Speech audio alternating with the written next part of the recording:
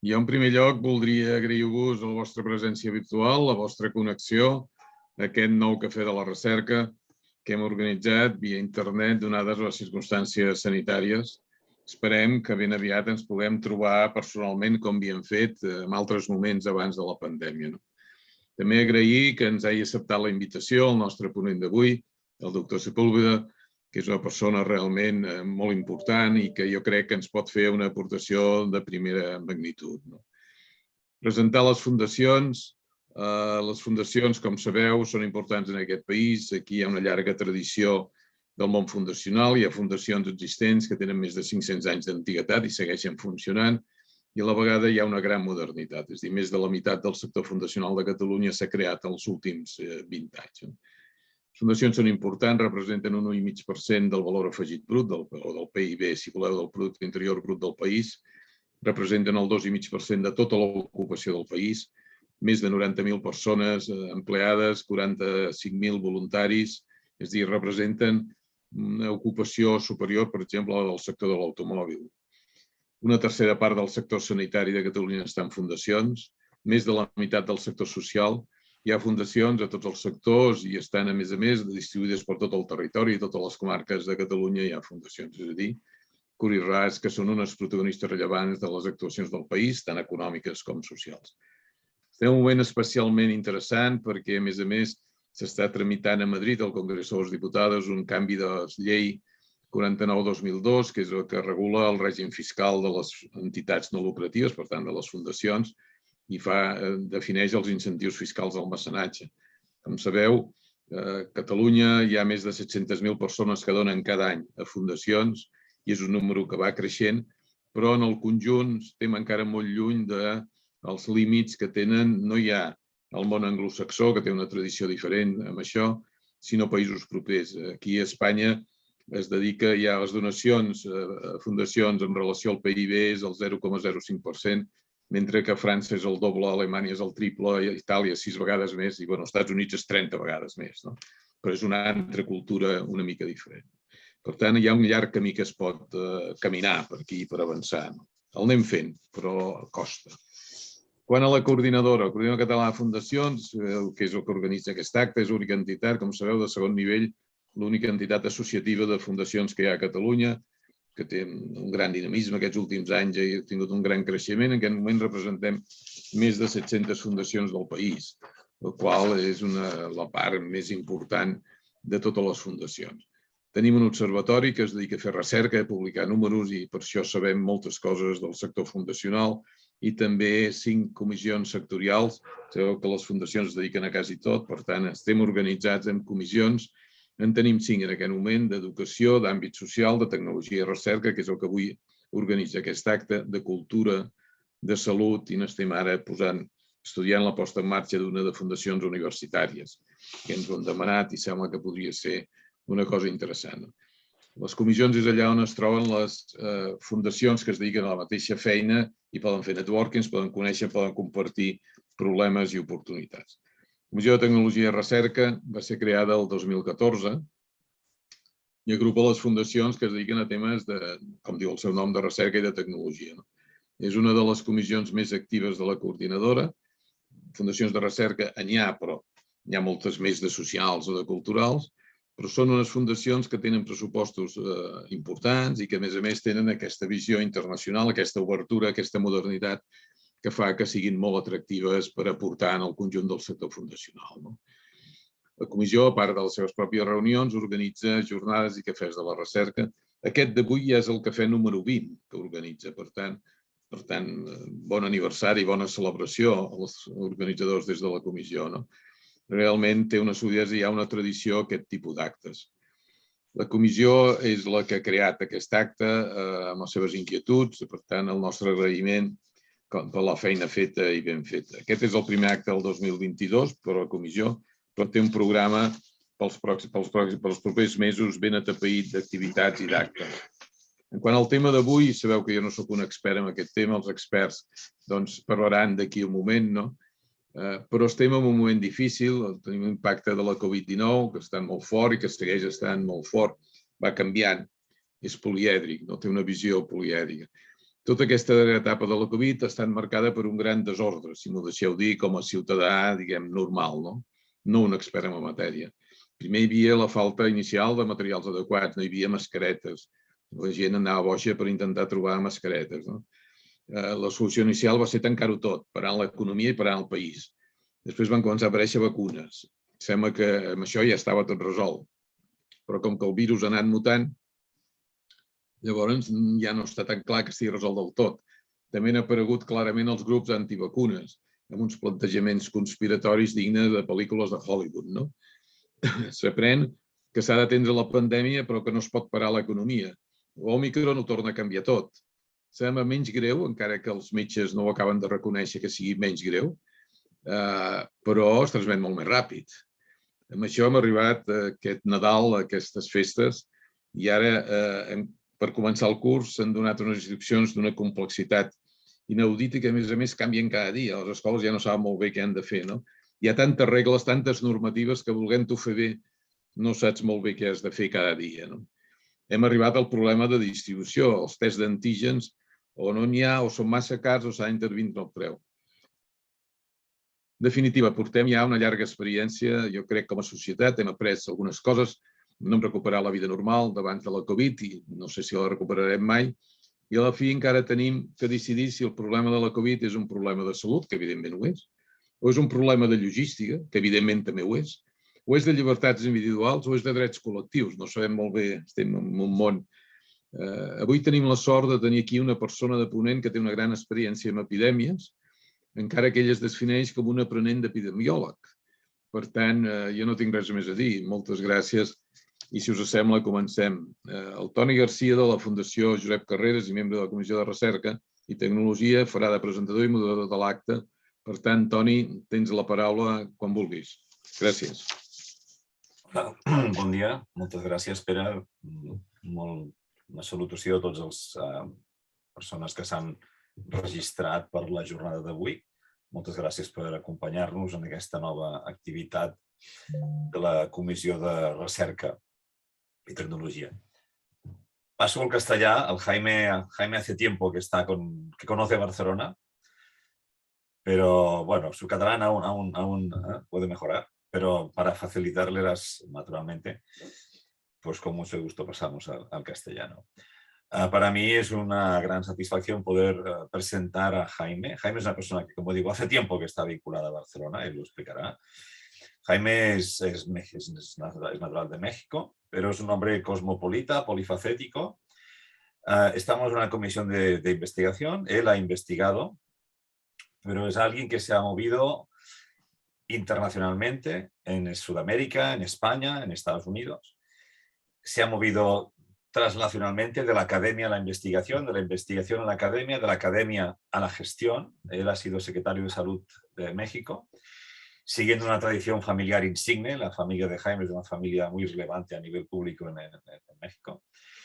Y tengo la suerte de tener su amistad desde hace más de 40 años. Nos conocimos cuando estudiábamos en posgrado y desde entonces he podido tener la fortuna de seguir con la amistad, con la fortuna añadida de que Jaime se ha vinculado al IES Global de Barcelona en una de sus etapas en que trabajó muy cerca, trabajó dentro de la Fundación Bill y Melinda Gates, y Jaime ha sido unas manos derechas de Bill Gates y Melinda. Con lo cual ya vemos, está ahora en la Universidad de California en San Francisco, por tanto, Seattle, San Francisco, México, Barcelona. Jaime tiene muchísimas cosas que contarnos, tanto en el ámbito de la investigación, pero también en el ámbito de la gestión y la academia. Jaime, muchísimas gracias por aceptar la invitación. No sé si me dejo nada, podía hablar de ti mucho rato. También has estado en Gavi, ¿no? En el Consorcio Internacional de la Vacunación, con lo cual las dudas que nos planteaba Pere sobre el estado actual aprovecharemos que te tenemos aquí para hablar un poquitín de COVID. Jaime está permanentemente desde Barcelona con las cadenas hispanoamericanas de Miami, de México, de Colombia, con las secciones sudamericanas de nuestros periódicos. Es alguien muy requerido en estos días, no para. Y seguro que nos puedes ayudar después de tus 5 epidemias, ¿no? A poner un poco de orden en este caos que dibujaba Pere. para empezar, Jaime, esto que decíamos, ¿no? Cuando tocamos temas de investigación, ¿tú cómo has llevado esta transición entre academia, estar en el gobierno, investigar? ¿Qué nos puedes contar de... ¿De qué sirve haber investigado para estar gobernando, como ahora nos tenemos que enfrentar a temas de gobierno de salud muy importantes, ¿no? Muchas gracias, Tony. Gracias también a don Pera Fábregas, a todos los miembros del Café de la Recerca. Me siento muy honrado de estar aquí con ustedes. Gracias por invitarme. Esta primera pregunta que plantea Tony, creo que hay entre los políticos y los académicos una mutua desconfianza. Los académicos desprecian a los políticos por hacer decisiones sin fundamento científico, sin evidencia, y por otra parte los políticos creen que todos los académicos viven en una torre de marfil. Y creo que esa desconfianza mutua es peligrosa y hay que buscar puentes, porque en mi experiencia, la transición entre la academia y la política, la función pública, tiene beneficios mutuos. Yo estudié medicina en los 70s y tenía interés en la medicina social. Teníamos como generación una conciencia social grande y de ahí el interés de estudiar salud pública con la intención de servir en gobierno para tener impacto en la salud poblacional. Y fue así como después de 6 años de posgrado en Harvard, tuve el enorme privilegio de tener una posición desproporcionadamente alta en el Ministerio de Salud en México a los 31 años como director general de epidemiología. Y la verdad es que toda la epidemiología teórica que yo aprendí en Harvard no me sirvió para nada a la hora de enfrentar los problemas diarios, cotidianos de la vigilancia epidemiológica, los brotes de poliomielitis y demás. De manera que, por fortuna, logramos hacer un cambio de la vieja guardia. Llegaron los jóvenes turcos, pudimos hacer un recambio realmente profundo en el Ministerio de Salud con ayuda del Centro de Control de Enfermedades de Atlanta, Estados Unidos, y de otras instituciones, y realmente se creó una escuela moderna de epidemiología en México que creo tuvo un importante impacto. En suma, creo que para contestar esta pregunta sobre la transición entre academia y función pública, creo que es un buen modelo el tener a la academia más cerca de gobierno con la creación de think tanks. De hecho, en mi Instituto de Salud Global en la Universidad de California, San Francisco, ya no pensamos siquiera en un think tank. Ahora nos autodefinimos como un action tank para hacer esa transición entre la evidencia y la implementación de políticas públicas.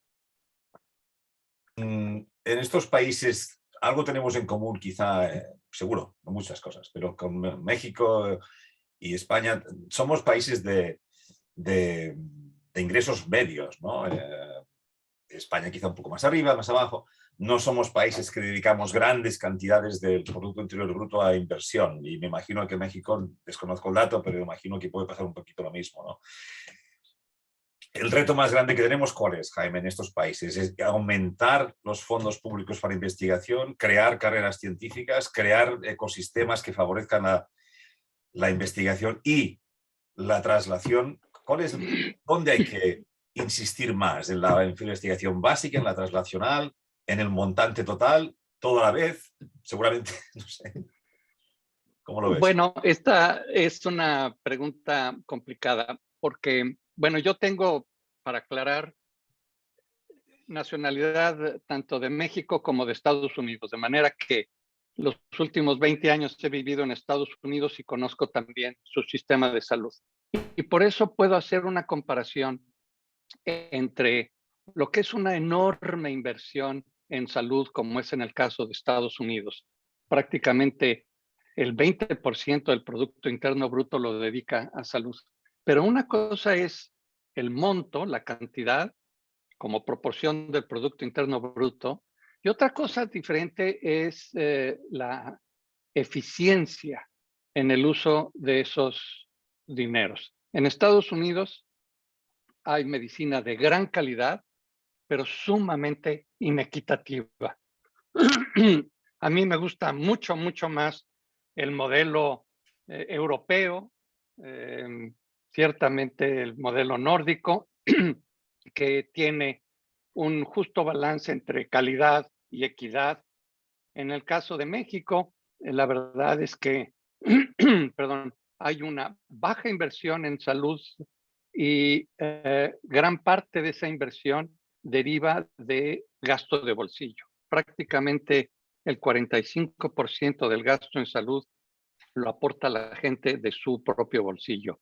La inversión total en México no llega al 6% del Producto Interno Bruto, ya considerando inversión pública e inversión privada. De manera que eso es en cuanto a invertir en salud, se necesita mucho mayor inversión, llegar por lo menos al 10% del Producto Interno Bruto, pero también conviene que esas inversiones se hagan de una manera muy costo eficiente para asegurar que esos dineros tengan el mayor impacto. En lo que se refiere a investigación científica, Tony, yo estoy convencido que todos los países de ingresos medios bajos o medios altos deben invertir en ciencia, en investigación. Hace muchos años creamos el Consejo de Investigación en Salud para el Desarrollo, con el argumento de que todos los países tendrían que invertir en investigación científica. ¿Cuál es el balance entre inversión básica, aplicada, transicional? Pues la verdad es que si los países no invierten mínimamente en inversión, en investigación básica, no van a poder seguir los vertiginosos avances científicos de hoy en día. Es una pena, por ejemplo, que Brasil y México, que eran productores y exportadores de vacunas en los años 70 y 80, hoy en día no tienen producción y hay una dependencia tecnológica. Ahora con la pandemia de COVID-19 lo estamos viendo, una total dependencia de los países industrializados en cuanto a los recursos terapéuticos preventivos para COVID-19. De manera que sí, estoy convencido que los países, no importa su nivel de desarrollo, tienen que invertir en investigación científica.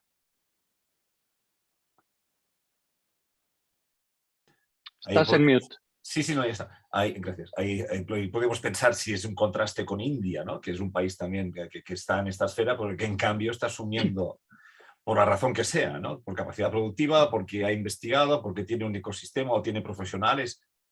Pero ahí queda la pregunta, ¿no? Porque se ve que hay diferencias claras entre sociedades. Siempre hablamos de investigación en nuestro contexto, ¿no? En España, en Cataluña.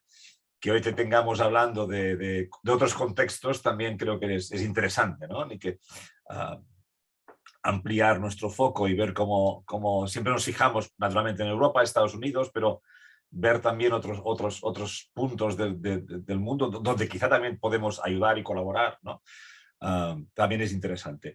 En todo este proceso que hablas de sistema sanitario, aunque esto sea una comisión de investigación, pues muchas veces acabamos un poco sesgados hacia la salud, ¿no? Pero aprovechando que te tenemos, yo sé que tú has gestionado 5 epidemias, no una, no, 5, ¿no? Y tú tuviste un trabajo extraordinario con la epidemia de SIDA, no solo en el aspecto científico-asistencial, sino en el aspecto cultural, ¿no? Incluso religioso, en México, ¿no? De todas tus 5 las 5 epidemias que viviste, ¿qué lecciones crees que tienen más sentido y más aplicabilidad ahora? Bueno, en efecto son 5 pandemias las que me ha tocado vivir y contender de alguna u otra manera. Desde luego, la primera fue la terrible pandemia que todavía sigue en curso, a veces se nos olvida, de VIH-Sida, que inició en Estados Unidos. Su descubrimiento en el año 1981. Yo era por ese entonces estudiante de doctorado, hacía epidemiología de infecciosas y me interesó vivamente el surgimiento de esta rara enfermedad que afectaba aparentemente a ciertos grupos poblacionales en particular. De manera que al llegar a México como director general de epidemiología, continué con mi interés por VIH-Sida. México en ese momento no tenía más que unos cuantos casos reportados de VIH-Sida y la decisión fue la de actuar temprana y muy agresivamente. Y creo que esa es una lección, Tony. En pandemias no te puedes esperar a ver qué pasa. Hay que actuar con agresividad y con prontitud. Y eso fue lo que hicimos en México. En un país pues con un predominio de la Iglesia Católica, con mucho conservadurismo social, el hablar de temas como el condón, pues era algo que producía un gran escándalo y ciertamente irritación.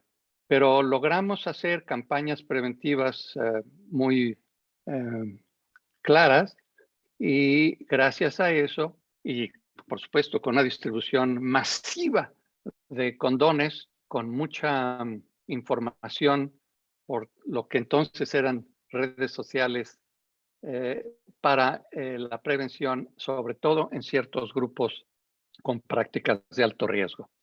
Y gracias a eso México, junto con Cuba, es en el hemisferio occidental el país con menor prevalencia de VIH-Sida. De manera que una lección es actuar temprana y agresivamente. Otras epidemias, en el caso de la epidemia terrible de sarampión de 1989, con gran mortandad en niños del sur del país, niños desnutridos, nos llevó a crear el programa de vacunación universal. Y tuvo un gran éxito ese programa con coberturas muy altas que eventualmente lograron erradicar la poliomielitis, el sarampión, la difteria y otras enfermedades prevenibles por vacunación. De manera que no hay que dejarse intimidar ante los retos. Creo que hay que crecerse e incluso países pobres como México pudieron tener un impacto medible tremendo con ese programa de vacunación universal. Otro gran reto fue el de cólera, que en el hemisferio occidental llevábamos 100 años de no tener casos de cólera en todo el continente americano. En 1991, en Perú, se dio un brote enorme que se extendió en pocas semanas por todo el continente. De nuevo, fue la idea de estar preparados con laboratorios, con hisopos, con registro de drenaje, para detectar tempranamente dónde ocurriera el primer caso. Y así se fue como logramos contender con el cólera y eventualmente eliminarlo del país después de 3 años, 4 años de muy intensa labor. Contrasto eso con lo que están haciendo en Estados Unidos, en México, con COVID-19, que es exactamente lo contrario a todo lo que habíamos aprendido. En lugar de actuar temprana y agresivamente, en lugar de entrenar anticipadamente al personal médico, en lugar de adquirir los insumos a tiempo, ha habido más bien una política de negación, de minimización y de ocultamiento incluso de la información en donde la política ha prevalecido sobre la evidencia científica, lamentablemente. Me da gran pena decir que todas esas lecciones aprendidas durante un cuarto de siglo con un sistema moderno de vigilancia epidemiológica se ha ido al traste con el nefasto presidente López Obrador en México, que ha echado atrás todas las grandes los avances e impactos que se habían tenido en ciencia y en salud poblacional en México en los años anteriores. Jaime, si el presidente de México no te deja volver porque criticas lo que está haciendo el gobierno, tú sabes que aquí te queremos, que eres bienvenido, ya lo sabes. No solo personalmente, sino profesionalmente, como bien ha hecho IES Global de tenerte tanto tiempo con ellos. Has dicho, déjame que aunque estemos en la Comisión de Ciencia, ya que estamos y que está el tema tan candente, has dicho 4 o 5 palabras clave, ¿no? Has dicho temprano, agresivo y universal, más entrenamiento e insumos, ¿no? Claro, cuando has dicho la palabra universal es inevitable hacer el vínculo con la vacunación obligatoria, con los estímulos, con todo lo que... En fin, no hace falta que me extienda. Más allá de lo que ya llevamos, ahora, por ejemplo, ¿no? En nuestros medios de comunicación se suscita mucho el debate sobre las dosis de refuerzo, tercera y cuarta, ¿no? ¿Qué evidencia científica tenemos y cuál es tu opinión al respecto? Por ejemplo, sobre esto, ¿no? Sobre las dosis de refuerzo, terceras y cuartas. Los inmunólogos acaban de decir ayer en España que, cuidado, que quizá estamos mimando demasiado el sistema inmunológico y que quizá no lo estamos debilitando, a pesar de ser tan agresivos. Sí, en realidad yo creo que al hablar de tercera dosis, ya tenemos que empezar a pensar que el esquema completo implica necesariamente una tercera dosis. Yo ya no hablaría de 2 dosis como esquema completo y una tercera como refuerzo. Para mí, las 3 dosis ya constituyen parte de, el esquema completo. Para mí, 2 dosis con la llegada de Omicron ya es un esquema incompleto. De manera que estoy completamente a favor de una tercera dosis, preferentemente de vacunas de mRNA, en toda la población elegible. ¿Qué quiere decir población elegible? Bueno, estamos hablando de que en Estados Unidos ya se están vacunando a niños de 12 años en adelante con tercera dosis y pronto se dará la aprobación para la vacunación con una tercera dosis en niños mayores de 5 años de edad. Sobre la cuarta dosis, yo tengo alguna duda sobre su conveniencia, sobre todo en quién y cuándo. En Israel, en Chile, ya están aplicando cuartas dosis, sin que creo haya suficiente evidencia científica sobre la posible producción de anergia, como bien señalas, que maleduque al sistema inmune ante la posible llegada de variantes que evadan completamente los anticuerpos existentes. Entonces, en mi caso, hombre de 67 años de edad con algunos factores de riesgo cardiovascular, ¿me pondría yo una cuarta dosis? Posiblemente sí, pero tendría que ser al menos 6 meses después de una última dosis. Cuarta dosis para jóvenes sin comorbilidad y sin riesgo, no lo recomendaría yo en este momento.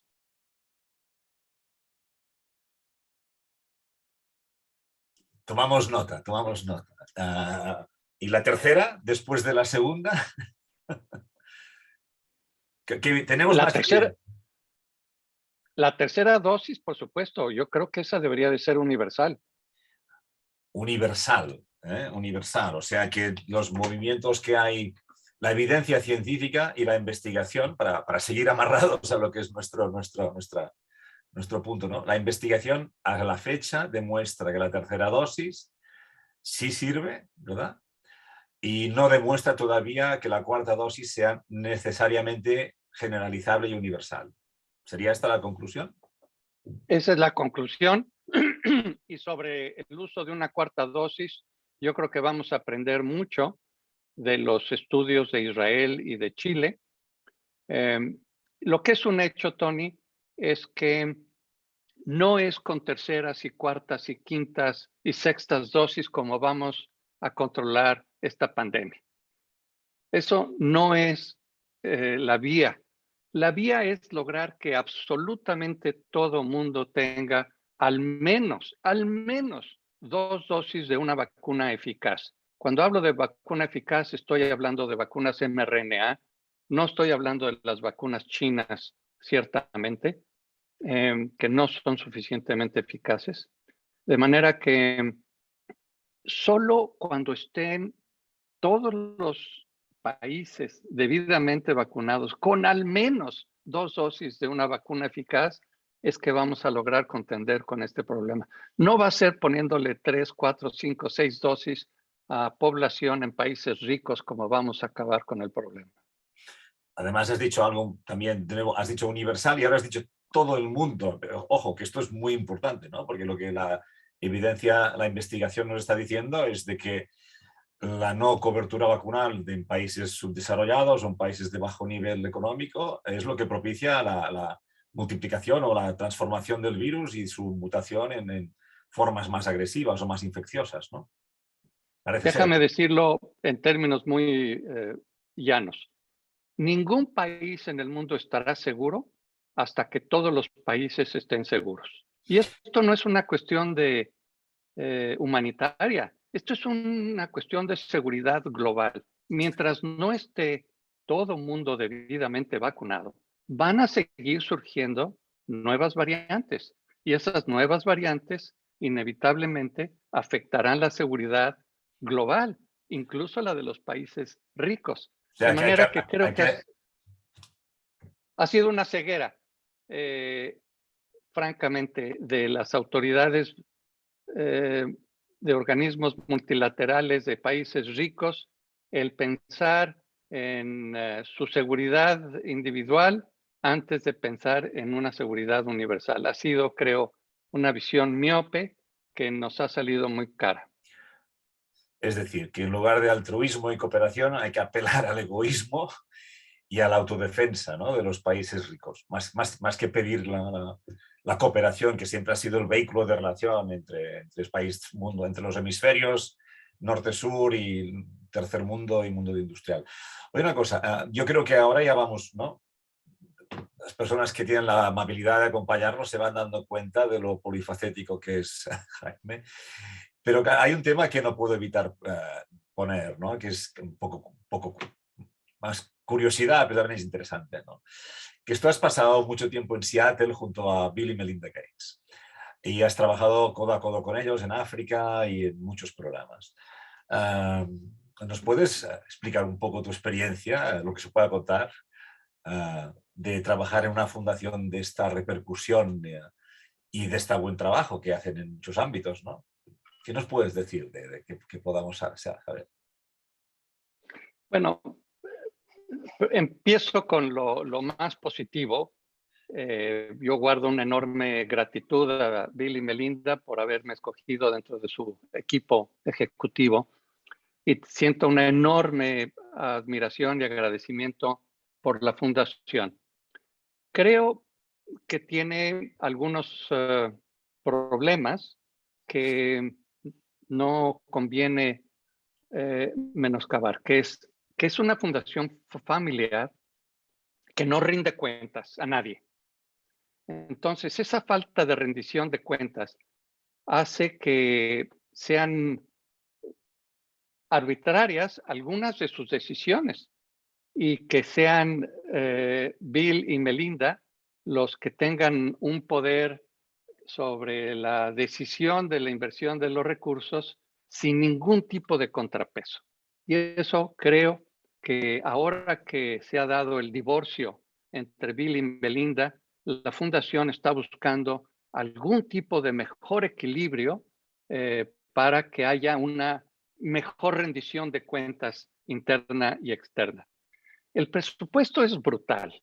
Estamos hablando de más de 5,000 millones de dólares anuales en desembolso para programas principalmente en salud global. Y eso hace que su influencia sea mayúscula.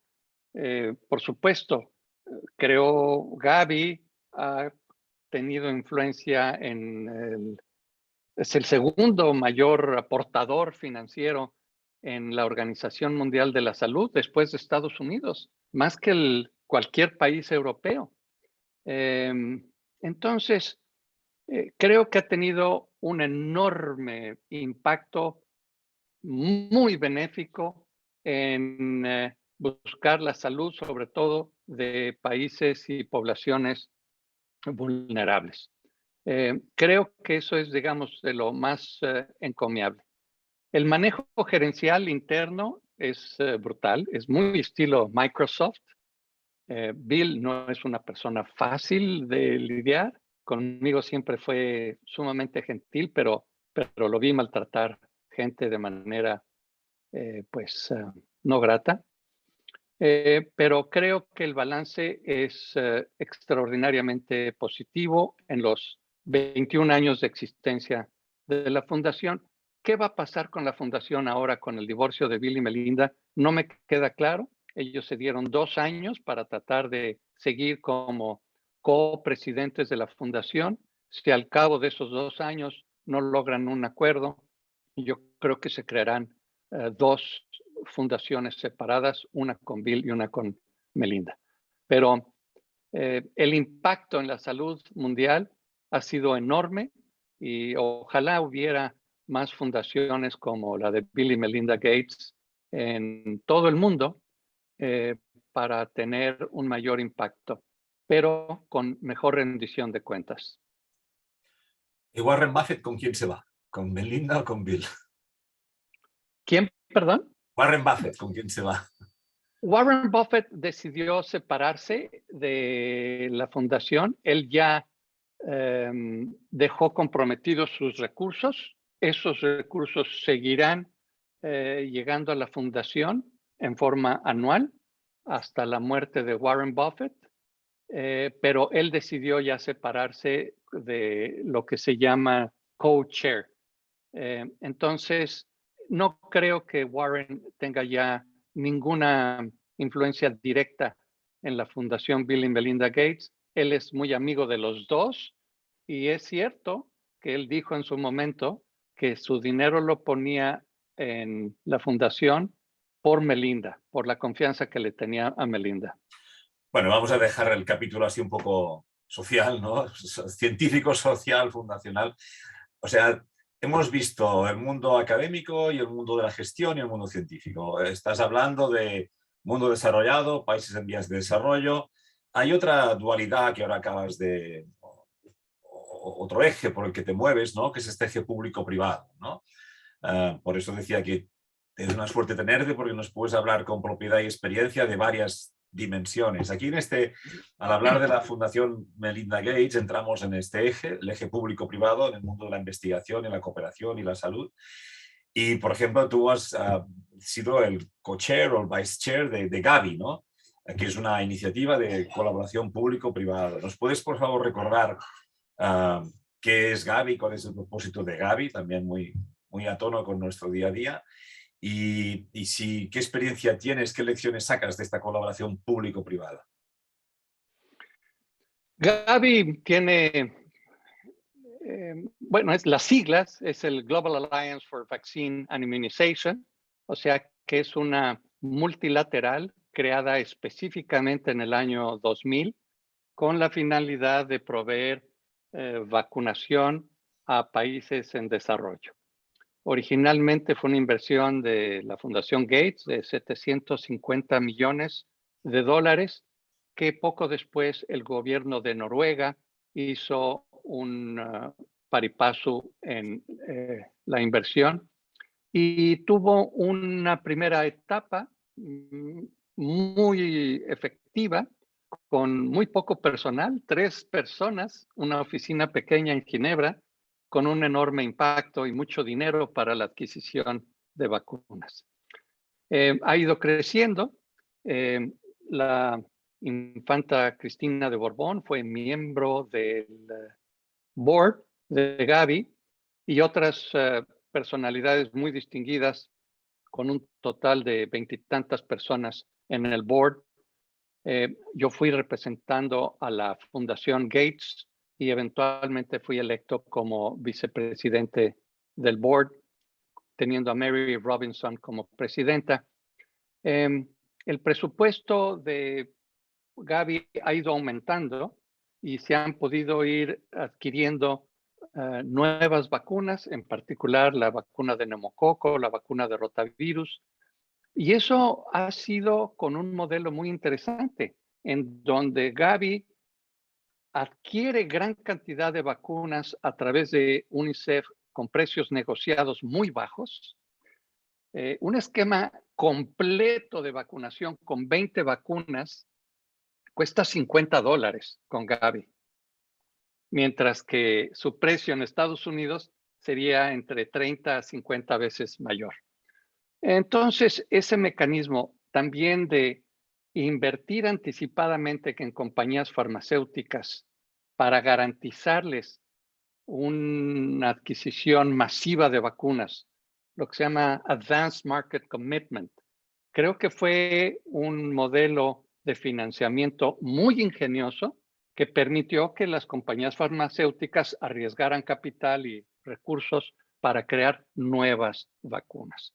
De manera que Gavi ha sido, para mi gusto, la agencia multilateral más exitosa que tenemos en el sistema, y ha sido esa Public-Private Partnership, esa asociación público-privada, lo que le ha dado mucho éxito. Participan países industrializados, países en desarrollo, farmacéuticas y fundaciones privadas. De manera que es un modelo, creo que muy exitoso y replicable para otros problemas. El Global Fund funciona de una manera similar, pero creo que no ha tenido el éxito tan desbordante que ha tenido Gavi. Gavi creo que es el mejor ejemplo de una multilateral exitosa.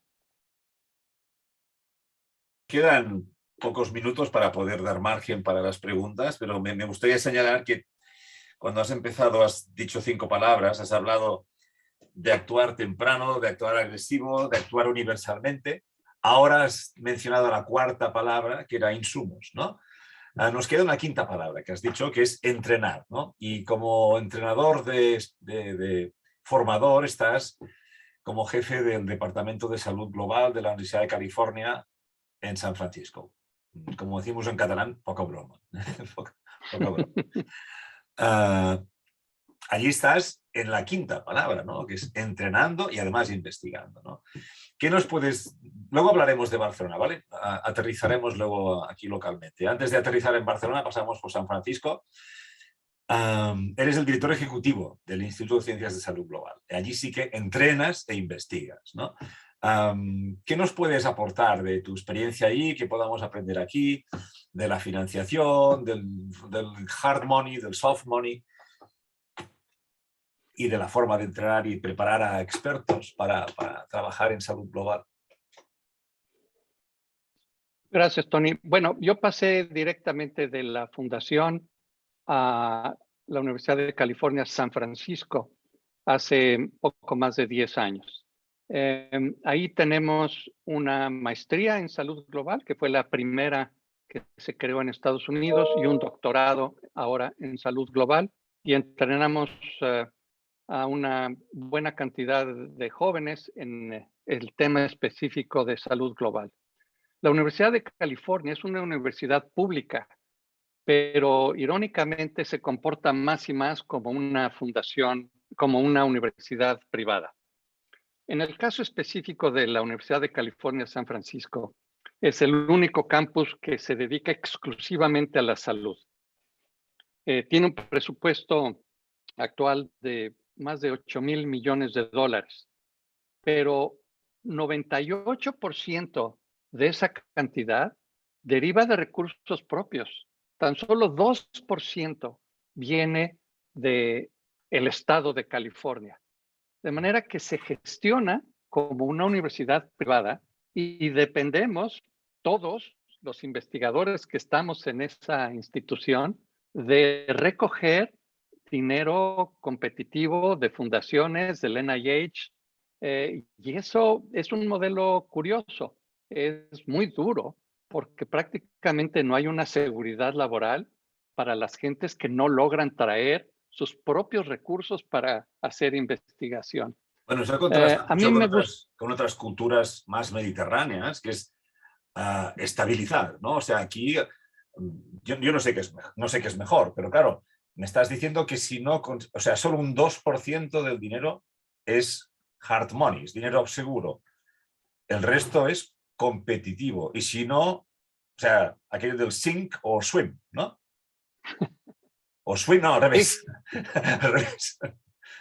Ahora, también en Estados Unidos hay incentivos fiscales para fundaciones privadas y hay mucha gente que hace donativos enormes directamente a la universidad. No todo el dinero es estrictamente competitivo, también hay mucho dinero que viene de campañas para recoger dinero y donaciones privadas. Mucho del dinero de UCSF viene de, pues, billonarios que existen en el área de la bahía. Ya, pero A mí, si no convences al millonario, si no le presentas un proyecto de investigación como Dios manda, si no das buenos resultados o explicas bien, aunque, bueno, no la investigación, claro, no tiene el éxito seguro. O sea, si no haces esto, no vives. es cierto, a mí me gusta más el modelo europeo en lo personal, en donde hay, me parece, un mejor equilibrio entre cierta seguridad financiera con un hard money y un suplemento con lo que es soft money, con dineros competitivos. Pero tener al menos un poco de core funding para las instituciones me parece importante. Y eso, en el caso de Estados Unidos, hay muy poco dinero como core funding en las universidades públicas.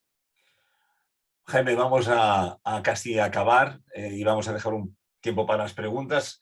Una última que me da mucho gusto en hacer, y es de que después de tu vinculación con IES Global desde hace muchos años, al final has decidido pasar tu sabático aquí, lo cual, como tú sabes, muy feliz. Y bueno, cuéntanos un poco qué impresión tienes de nuestro entorno, de cuando has aterrizado aquí, de cómo ves las cosas. ¿Qué crees que tenemos que mejorar en nuestro sistema de investigación a partir de tu experiencia? ¿Qué te parece que está bien? ¿Cuál es tu impresión? Llevas aquí 3 meses, o sea que también seamos cautos en esto. Bueno, yo escogí venir a Barcelona porque me parece que es la ciudad más bella del mundo. Lo digo con mucha franqueza. Yo pude escoger irme a donde quisiera porque ese es un privilegio del sabático, pero decidí venir a Barcelona por la belleza de la ciudad, su enorme cultura y también por las amistades en IS Global con la infanta Cristina de Borbón, con Javier Solana en la Fundación La Caixa y ciertamente con el fundador de IS Global, mi amigo Pedro Alonso. Estoy muy feliz trabajando aquí. Me parece que es una institución que ha tenido un gran impacto, que tuvo la originalidad en Europa de dedicarse exclusivamente a la salud global. Tiene una estación de investigación en Mozambique, en Manisa, y han hecho trabajos en el caso de malaria con calidad mundial y un enorme impacto en el desarrollo de la vacuna de malaria. De manera que yo estoy muy feliz trabajando en IS Global. Ojalá tenga mayor presupuesto para tener mayor impacto, pero no es nada más una cuestión de cantidad, sino también de calidad. Y creo que mantener el enfoque en salud global es un tema importante para distinguirse y tener una mayor visibilidad a nivel mundial como una institución de investigación y de docencia. Me siento muy privilegiado de estar aquí y espero que los próximos 6 meses pueda yo hacer una contribución. Me gustaría proponer hacer un estudio de caso de cuál ha sido el desempeño en España contra la pandemia COVID-19. Me parece que esa podría ser una aportación importante de IS Global y ser más un think tank y un action tank en donde la investigación esté mejor ligada a las decisiones en políticas públicas. Bueno, Jaime, aquí nos das 2 mensajes finales positivos. Yo espero que esta investigación la puedas hacer y que te lleve mucho tiempo hacerla, lo cual quiere decir que te obligará a estar aquí mucho tiempo. También, mira, un comentario personal, me complace mucho que alguien como tú haya escogido venir aquí. Llevamos unos días, una temporada aquí que, ya sea por voces locales o no locales, nos estamos autoflagelando sobre la supuesta, o quizá cierta, decadencia.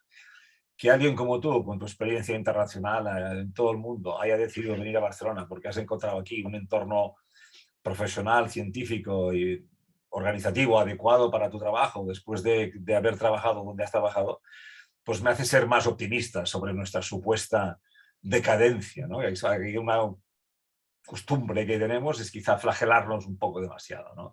Y bueno, siempre hay que mejorar, por supuesto, pero que alguien como tú escoja venir aquí en este momento, pues es algo que yo te agradezco mucho, Jaime. Como te agradezco todos tus comentarios y todas las diferentes ventanas que nos has abierto, me quedo con estas 5 palabras. Actuar temprano, actuar agresivo, actuar universalmente, organizar bien la adquisición de insumos y entrenar bien con formación posgraduada potente, ¿no? Son 5 conceptos básicos, sencillos, pero que su ejecución nos puede llevar, ¿no? Seguro, nos tiene que llevar, condición necesaria para el buen camino. Albert, ¿tienes alguna pregunta que nos hayan hecho nuestros oyentes? Por favor. Sí, de momento tenemos dos preguntas, las lanzo.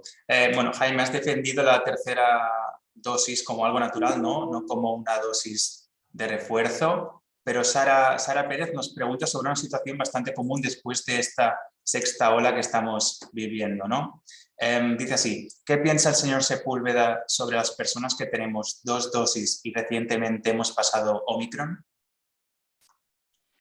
Esa es una pregunta excelente y que no hay todavía una respuesta clara de cuánto tiempo se requerirá una dosis adicional después de haber sufrido una infección. Y hay infecciones asintomáticas que pueden producir quizás niveles de anticuerpos neutralizantes menores que lo que sería una enfermedad severa de la que uno se recupera.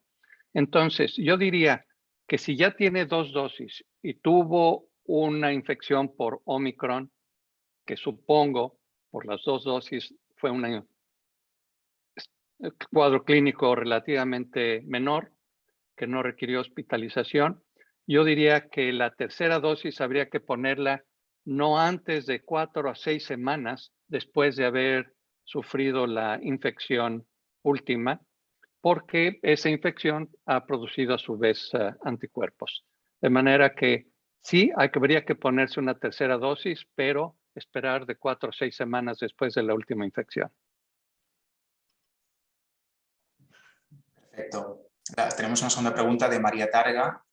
Bueno, agradece vuestra intervención y nos comenta lo siguiente. En una parte de la intervención, Jaime ha hecho referencia al hecho de que la política a veces da la espalda al mundo científico a raíz de ciertos prejuicios que unos tienen sobre otros. En este contexto ha mencionado que consiguieron convertir un think tank en un action tank. ¿Nos podría dar algunas pistas y claves de cómo lograrlo? Excelente pregunta. Yo creo que es más fácil decirlo que hacerlo. Ser un think tank creo que es muy lograble haciendo investigación profunda de calidad sobre los temas de salud pública más de mayor relevancia para un país. Estamos hablando de España, o de su influencia en otros países, en Latinoamérica, en África, en otras partes del mundo. Entonces, ¿cuál es la agenda de investigación? Y ceñirse a esa agenda con financiamiento y con calidad, buscando una alianza entre las ciencias básicas, las clínicas y las de salud pública. ¿Cómo convertirse en Action Tank? Bueno, de ahí se requiere que las autoridades en salud pública se dejen influenciar por la evidencia científica generada por el think tank. Y entonces sí se puede convertir en un Action Tank. En el caso del Instituto Nacional de Salud Pública que fundamos en México en los 80s, ese instituto sí trabaja muy de cerca con la Secretaría de Salud y logra influir en sus políticas públicas. A mí me gustaría ver que IS Global fuera más directamente consultado por las autoridades federales y regionales en materia de salud pública, porque creo que tiene mucho que aportar. Pero ser un Action Tank no solamente depende de la institución de investigación, depende también de las autoridades públicas en permitir la participación de la academia en las decisiones públicas. Cosa, por cierto, que no ha ocurrido en el caso de COVID-19 con la suficiente intensidad en España. Jaime, se nos hacen las 10:29, con lo cual para cumplir con nuestro horario dentro de nada tenemos que interrumpir. Yo te agradezco de nuevo mucho que hayas aceptado esta invitación. Sé que estás muy solicitado y debido a las diferencias horarias, incluso en horas intempestivas, tienes que conectarte en directo a las 2, 3 de la mañana para poder comunicarte y aparecer en los medios de Hispanoamérica. Nos has abierto, como digo, diferentes ventanas que a veces aquí en esta comisión no tocamos, ¿no? Todo ese tema internacional, toda tu experiencia en tantos sitios.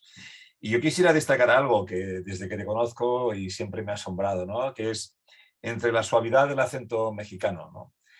Y la suavidad con que te expresas, acabas encubriendo lo que no es en absoluto un aprendiz de epidemiólogo, como tú quisiste.